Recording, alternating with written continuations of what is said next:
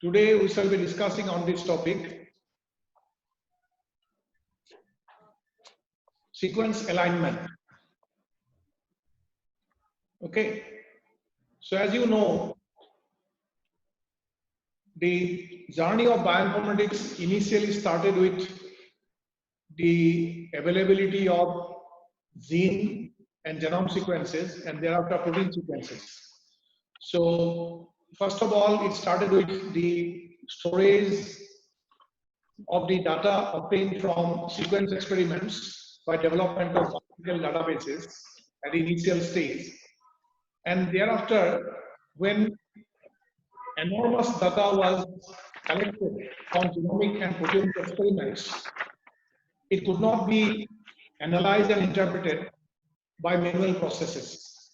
So people started using computer and computational methods were developed so that we can effectively deal with the enormous data that have been obtained from genomic and proteomic experiments.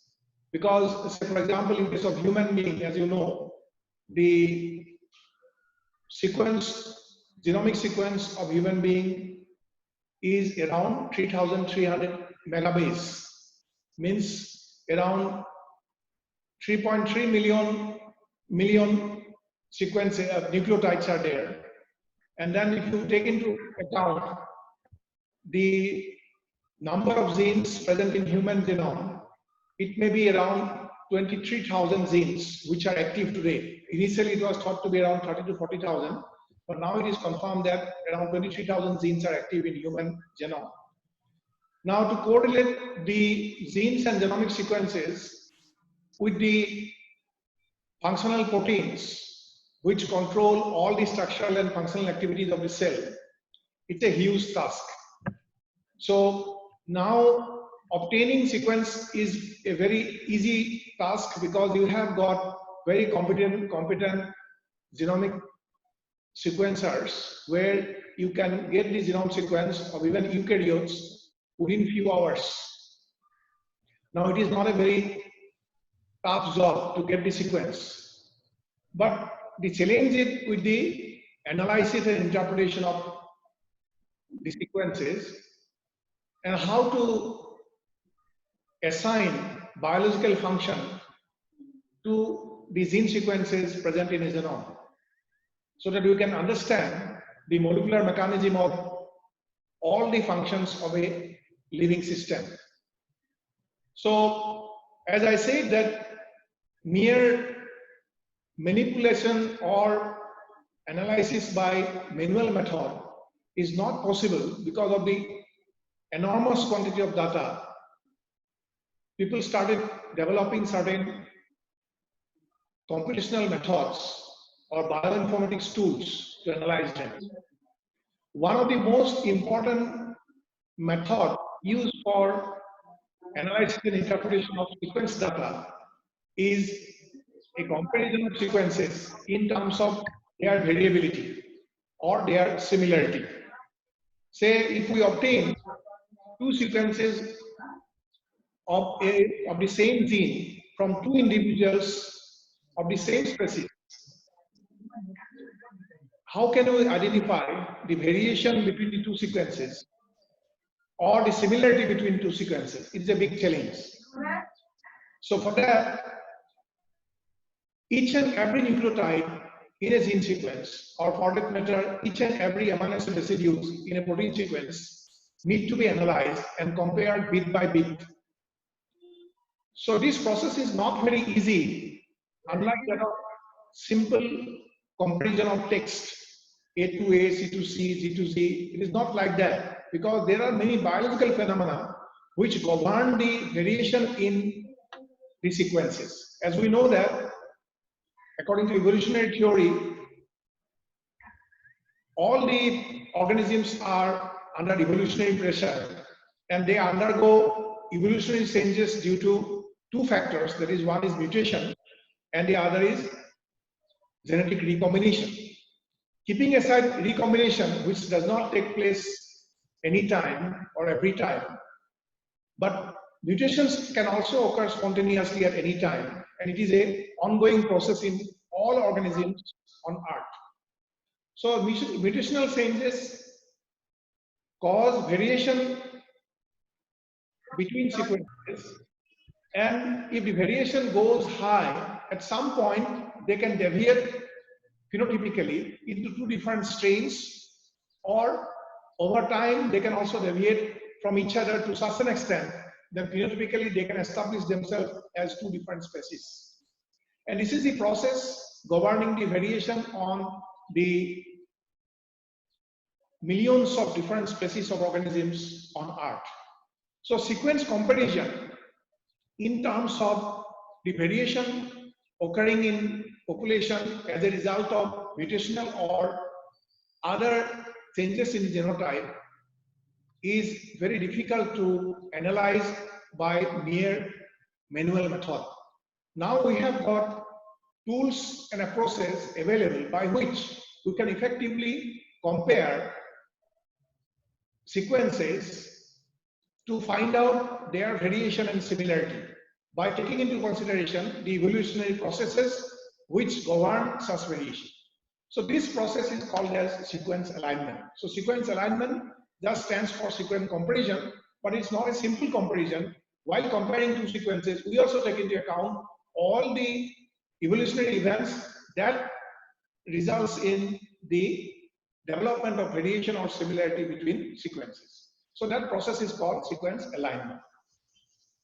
As I said, this is nothing but sequence comparison, but the comparison is made based on similarity or dissimilarity, taking into consideration the evolutionary events that makes the changes among the population. So we shall discuss during this particular lecture about the different approaches, terminologies, as well as the methods employed in sequence comparison or sequence alignment. Now, for searching for similarity or variation among sequences, we can consider the variation within different sequence segments. Say, for example, we can find out if there are certain similar motifs or domains. So motifs are nothing but sequence patterns. That means it consists of, say, for example, it is a gene sequence. It may consist of a number of nucleotides in array, which is forming a particular pattern of sequence. Okay, a typical arrangement of nucleotides. That is called a motif. Similarly, a typical three-dimensional structure in a protein, giving rise to certain specific components outside the protein three-dimensional structure, is called a domain. As you know that in case of hemoglobin, say, there are 4 domains, 2 alpha and 2 beta. Means there are subcomponents of the entire protein. They are certain specific segments of the protein consisting of specific sequences. They produce 4 different three-dimensional structures. Okay, they make up 4 different domains. So we can go for comparing at the level of motifs or domains to find out, even if there is no 100% similarity between two sequences, is there some similarity in terms of the sequence pattern or in terms of the three-dimensional structure of the protein. So that is also a comparison of sequence. That may not be at the level of each of the nucleotides or each of the amino acids. Okay. So sequence comparison or alignment will take into account the motif or domain similarity, similarly sequence similarity, and based on which we can also categorize them into different families, because a family of protein having similar biological activity, whether they are from different sources or the same source, they may have some sequence similarity. Say, for example, say one enzyme, amylase. Amylase is a protein enzyme. Okay, so this enzyme is produced by most of the different species, eukaryotic species. But the amylase enzyme of all species may not be exactly same in terms of the sequence similarity at the level of the nucleotide sequence. If you go into the gene sequence of amylase gene of all species may not be exactly similar. But you will find that while compared among them, you will find some sort of similarity, some commonness or conserved sequences among all of them. So that may group them into a single family that called amylase family. Is it clear? So finding out such kind of conserved sequences or sequence similarity across different sources may help you in also classifying them into different protein families, so that you can also interpret or predict the possible function. Okay.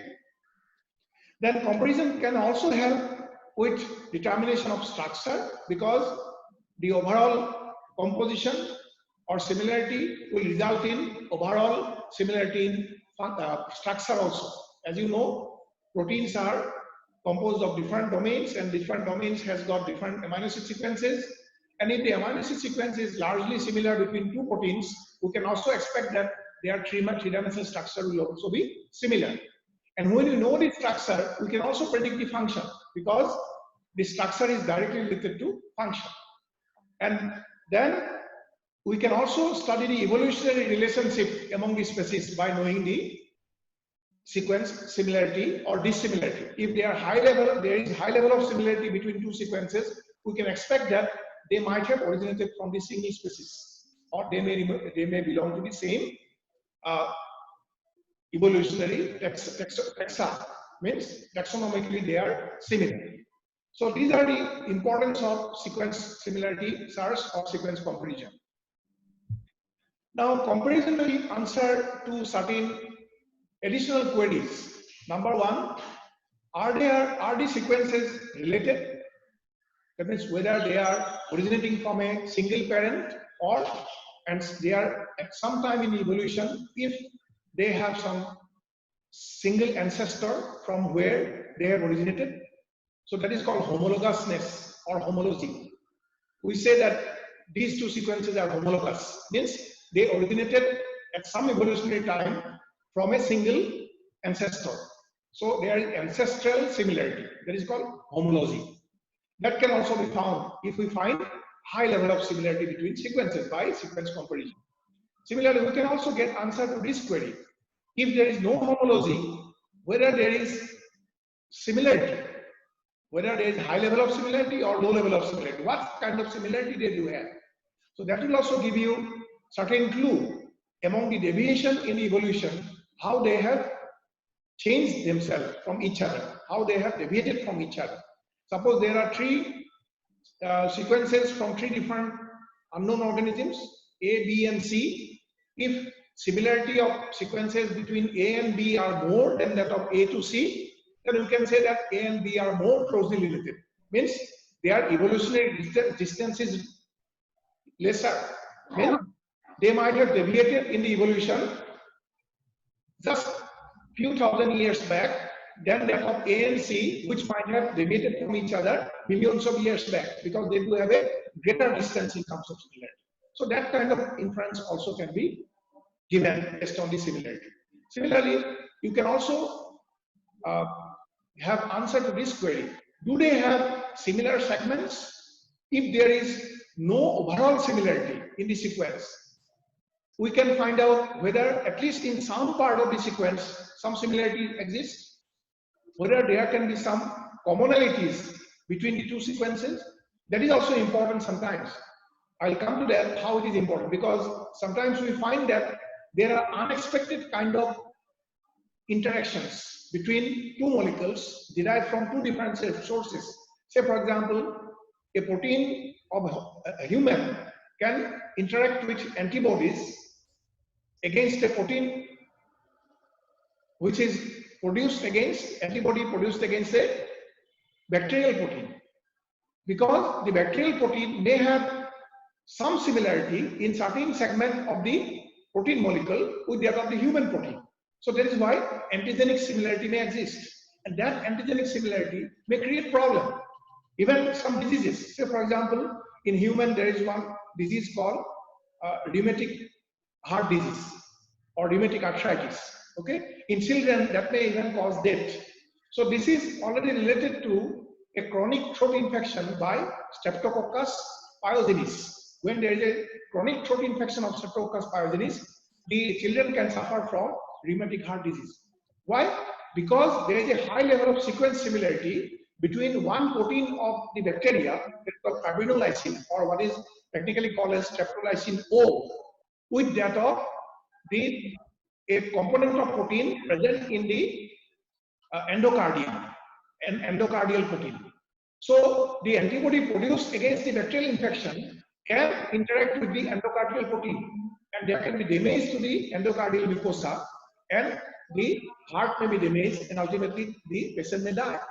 Actually, the cause is not the defect in the heart. Cause is the bacterial infection in the throat. That is why when a child suffers from chronic bacterial infection with Streptococcus pyogenes, usually doctor prescribe for ASO test, anti-streptolysin O test, to see the presence of antibody against streptolysin O of Streptococcus pyogenes in the blood.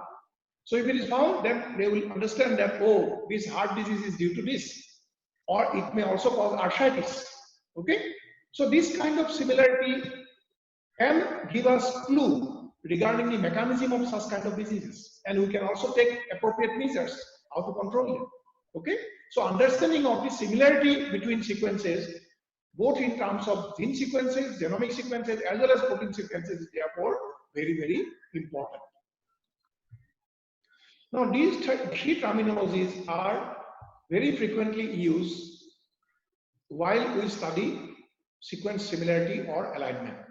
So we need to understand what is the variation between these three terms: homology, identity, and similarity. Although dictionary meaning of all these three terms are almost similar, they are synonymously used in literature, but in terms of biology or in terms of bioinformatics, they do have distinct difference. Homology, as I said, refers to similarity in terms of ancestor. So two sequences are homologous when they have got a common ancestry. They must have to be having a common ancestor. Then only we can say they are homologous. So homology, therefore, is a term which is absolute. It cannot be relative. Means you cannot compare homology. If two sequences are homologous, means they do have a common ancestor, and we will say that they are homologous.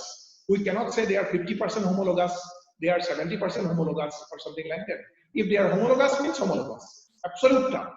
Or suppose A, B, C, three sequences are there, you cannot say that A is more homologous to B than C. There is no such kind of statement, because if they are homologous, means is a absolute reference to their common ancestor.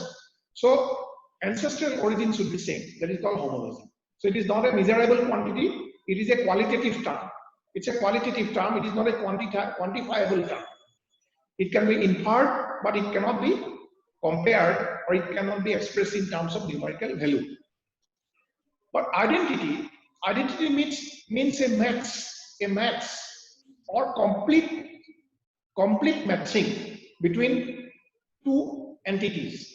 If we say that two sequences are 100% identical, means all, suppose it is referring to gene sequences, if we say that these A and B gene sequences are 100% identical, that means in terms of each and every nucleotide, they are similar. Every position of the sequence will show the presence of the same nucleotide in both the sequences. Then we will say that they are 100% identical. Identical means it is a complete match. So it can be also expressed in terms of numerical value, because it may not be 100%. There will be some variation. Suppose out of 100 nucleotides, 70 nucleotides are same in the same positions, but 30 nucleotides are different. Then we will say that they are 70% identical. Okay, that is in terms of identity. Then third point is similarity. So similarity is the most common method used in bioinformatics, because identity will search for only a complete match. But if there is no complete match, identity cannot define. Okay, identity will only look for whether in a particular position of the sequence, same nucleotide is present in both the sequences. Okay, suppose in third position, C is there in one sequence, the other is also having C. Then we'll say identical. But if one is having C, other is having T, we will simply say it is non-identical. There is no identity. But in terms of evolutionary reference, if a particular nucleotide in a position is replaced by another nucleotide, it may be interpreted separately. As we know, mutation can take place by two processes. One is what we call replacement mutation, substitution mutation, or what we call point mutation. A point mutation is one when a nucleotide is replaced by another nucleotide spontaneously and which is inherited in next generation as it is. Okay? It is an inheritable sudden change of nucleotide. That is called point mutation. So, if a purine is replaced by a purine, as you know, out of 8 is DC, 2 are purine, 2 are pyrimidines. If a purine is replaced by a purine, then it is less significant than if it is replaced by a pyrimidine. Okay? So, adenine and guanine, they are purines. Adenine and guanine are purines. If A is replaced by G, means a purine is replaced by purine. But sometimes a purine may be replaced by a pyrimidine. If a adenine is replaced by C or T, it will be another type of mutation. So if purine is replaced by purine or pyrimidine is replaced by pyrimidine, it is called transition. But if a purine is replaced by pyrimidine or vice versa, it is called transversal. So both are different. Transition is different, transversal is different because the impact of these chains will be different on the gene because the structure of purine and pyrimidine are different. Okay? So biochemical structure of purine and pyrimidine is different. So a transition and transversal are two different mutational processes. So therefore, we have to identify similarity between sequences by also considering these factors, whether there is a transition, whether there is a transversal. This is one kind of mutation. But there is another kind of mutation that we know that is called insertion deletion or frame shift mutation. Frame shift mutation, FRAMESHIFT. Frame shift mutation, or it is also called indel mutation. Indel, insertion or deletion, means at a particular point in the sequence, a position, a particular amino acid or more than one nucleotide or one nucleotide may be omitted or deleted. That is called deletion mutation. Or in the evolutionary process, one additional nucleotide or more than one nucleotide may be added. Okay? So that is also another type of mutation. So mutational events, point mutation is more common than that of frame shift mutation. So in a particular position, occurrence of a point mutation is usually more frequent than that of a frame shift mutation. So when we see the variation between the sequences, we shall have to take into account this factor also, whether there is a mutation occurring, whether it is a point mutation, if it is point mutation, whether it is transition or transversal, and whether it is a insertion deletion mutation. Then if it is an insertion deletion mutation, whether there is a change of one nucleotide at a position or whether there is a change of more than one nucleotide. How many nucleotides are involved? Sometimes there is insertion of a large segment of nucleotides. As you know that there are certain jumping elements or what we call they are movable elements in nature. For example, plasmids in the case of bacteria. Plasmids can jump from one bacteria to the other and they can integrate to the nuclear chromosome. So when in the nuclear chromosome, the plasmid genes are incorporated, a large segment of the DNA will be almost inserted into the nuclear material. So this is an insertion mutation. The character of the genome will be different in that case. Similarly, there are many movable elements, transferable elements, or transposons. As you know, transposons. In eukaryotes also, transposons are there, which can be, they were earlier referred to as jumping genes, as you know, jumping genes. So insertion deletion can also occur because of these things. So while comparing sequences, therefore, we shall have to take into account all these factors. Therefore, similarity is a very broad term in terms of sequence comparison. Similarity is a very broad term which will determine all these variations that can occur between two sequences in the evolutionary process. And after that only, by taking into account all these factors only, we shall determine how much similarity two sequences are. Okay? Okay, maybe after 10-15 minutes it will be stopped because we are not allowed to go beyond 40 minutes. So we will stop today after this class. I will not take another class, but I will continue this lecture in the next class, maybe tomorrow. Okay, I'll give you the notification for the concept. Okay, so whenever we finish, you take into account that today we have completed. Okay, next. So alignment, therefore, will take into account all these evolutionary events and search for similarity between sequences. Okay, searching similarity between sequences or variation between sequences will be done by taking into account all the evolutionary events that make the variation between sequences. So this is called alignment. So alignment is nothing but an arrangement of two sequences opposite to one another. Okay, we will arrange the sequences one upon the other to show the variation between them. And then we will use some scale of measurement, some scoring matrix to find out the numerical value of similarity between them, how much similar they are, to quantify the level of similarity. And I say the similarity may be different by different ways.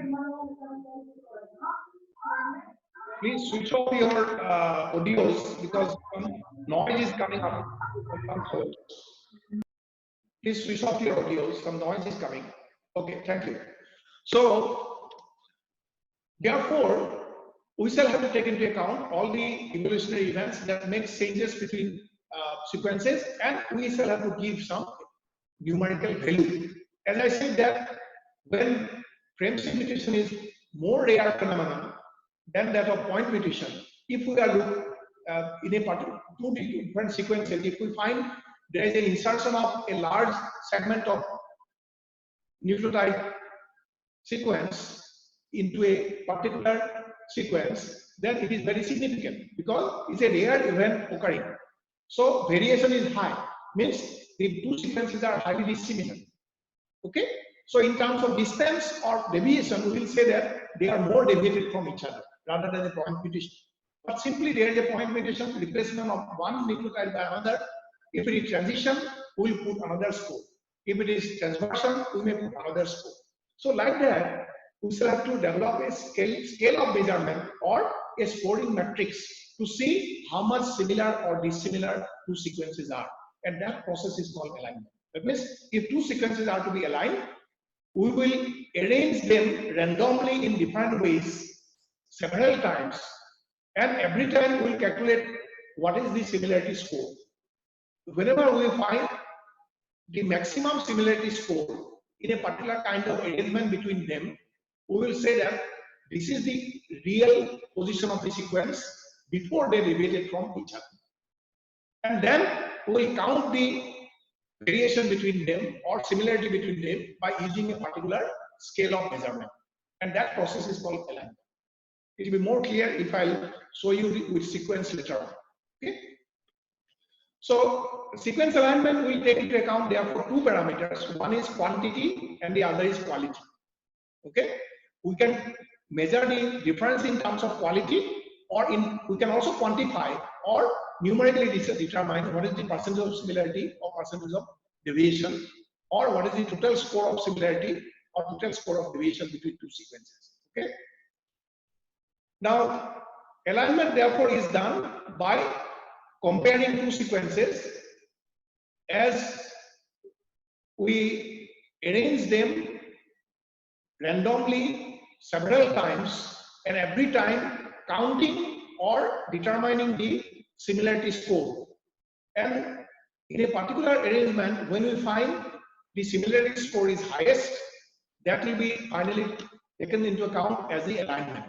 Okay, and then by using the specific standard score or scoring matrix, we shall determine how much similarity exists between the two sequences by taking into consideration all the evolutionary events, and that is called alignment.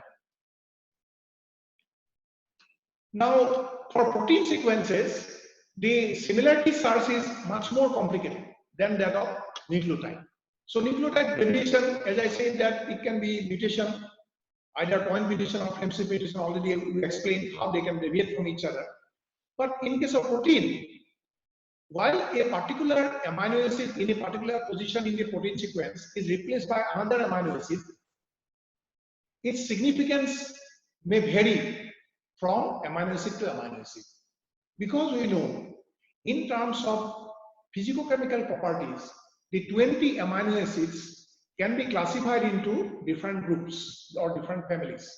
Say, for example, there are certain amino acids which are called aromatic amino acids. There are some amino acids called aliphatic amino acids. They are chemically similar. Their chemical structure is similar. Therefore, they are classified into different categories. Similarly, on the basis of functional similarity, we can classify them into hydrophobic, hydrophilic, acidic, basic, etc. Similarly, in terms of charged particles, we can tell them to be positively charged, negatively charged, or neutral amino acids. Similarly, on the basis of overall structure, we can say they are internal amino acids or external amino acids. These are very important because you see, most of the hydrophilic amino acids will constitute the outer part of the protein. When a sequence of amino acids of a particular protein will get folded into forming the three-dimensional structure, finally, only those part of the amino acid sequence which contains hydrophilic amino acids will remain on the outside of the amino acid. On the periphery, only hydrophilic amino acids will remain because most of the proteins are present in the cytosol. They are in an aqueous phase. They are present in cytoplasm. They are in dissolved state. And the environment in the cytoplasm is aqueous. It contains water. So they must be dissolved in water. So if they are hydrophilic, then only they will get dissolved. And most of the hydrophobic amino acids will make up the internal component of the protein, which will never get exposed. Internal components will be made by hydrophobic amino acids. So if a hydrophilic amino acid of the outer surface of the protein is replaced by a hydrophobic amino acid, it is dangerous because they may lose solubility or they may change the property of the protein, because the proteins will remain active only if it maintains the active sites. The active sites on the surface of the molecule are mostly composed of hydrophilic. So what type of amino acid is replacing it? That is very important. So merely a change of amino acid may not be always important or significant, but some of the changes are highly significant. So in evolutionary history, it is found that certain specific replacements are more common than others. Okay, and their biological significance in terms of ultimate function is also dependent upon their characteristics. As I said, one acidic amino acid, if it is replaced by another acidic amino acid is different, but it will not make any change in terms of function. Function of the protein will remain same. So biological relevance will not be there. Similar kind of changes if take place, but acidic amino acid is replaced by a basic amino acid, it may have more impact on the phenotype. Okay, so therefore, while comparing amino acid sequences, while doing protein sequence alignment, the measurement is usually complex, and you need to have very complex scoring matrices for determining the significance of each of the replacement in the sequence. So we have some standard matrices available in literature. Normally we use those standard notations. We will discuss about that in next class in detail. And also subsequently we shall discuss how these scoring matrices are developed.